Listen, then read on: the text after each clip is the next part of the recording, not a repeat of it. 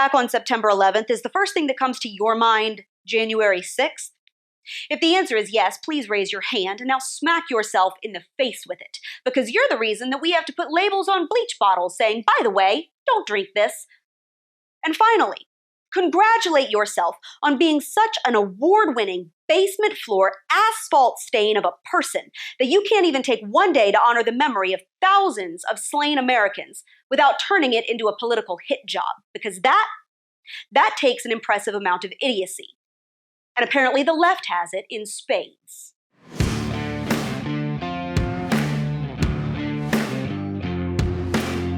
So for the vast majority of us, Lord, I hope, we remember September 11th as the worst enemy attack on this country in living memory, by far. 2,977 people lost their lives stuck inside burning buildings, boldly trying to help others get out, or downing their own plane in a Pennsylvania field after telling a bunch of terrorists to suck it. But for some on the left, the 21st anniversary of 9/11 was just another chance to score cheap political points by drawing some warped comparison between that day and January 6th, when a relative handful of yahoos got into a fight with the cops and busted in some windows in the Capitol in an ill-conceived riot that, let's face it, could have been a teaser trailer for a Black Lives Matter rally. I feel dumber for even having to say this out loud, but the only thing 9/11 and January 6th have in common is that left-wing nut jobs have tried to rewrite both. But don't tell that to Tristan Snell, real name, not kidding, an MSNBC and CNN commentator who posted this little nugget of stupidity on Twitter. Here's Senator Mark Warner, word vomiting all over himself like a buffoon. I think the threat of terror has diminished. I think we still have new challenges in terms of state challenges, Russia, and longer term, a technology competition with China. But I do worry about some of the activity in this country where the election deniers, the insurgency that took place on January 6th, that is something I hope we could see, that same kind of unity of spirit. On behalf of the state of Virginia, I apologize. We used to not suck. What kind of a demented garbage person do you have to be to look at 9/11 and draw any sliver of comparison at all to what? Some dudes dressed up as buffaloes knocking down some barricades and plopping their feet up on Nancy Pelosi's desk? You can firmly declare that January 6th was a dumpster fire and still not be such a trash human being that you try to draw a dotted line between what amounted to a 3-hour brawl and a terror attack that claimed the lives of nearly 3,000 people, and countless more who've died since because they spent days breathing in carcinogenic dust.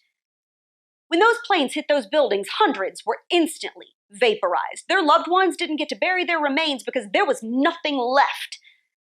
More people burned to death. Others suffocated. Some jumped thousands of feet onto a concrete sidewalk. Others died slowly, trapped beneath rubble, impaled by rebar, or crushed under stone. Firefighters and first responders charged in and never came out. Phone calls ended in screams. It was a horror show beyond imagining, and countless families and friends and survivors will carry that day on their hearts for the rest of their lives. So how dare you? How dare you cheapen their memory and twist that day to suit your warped political agenda, you insufferable hacks?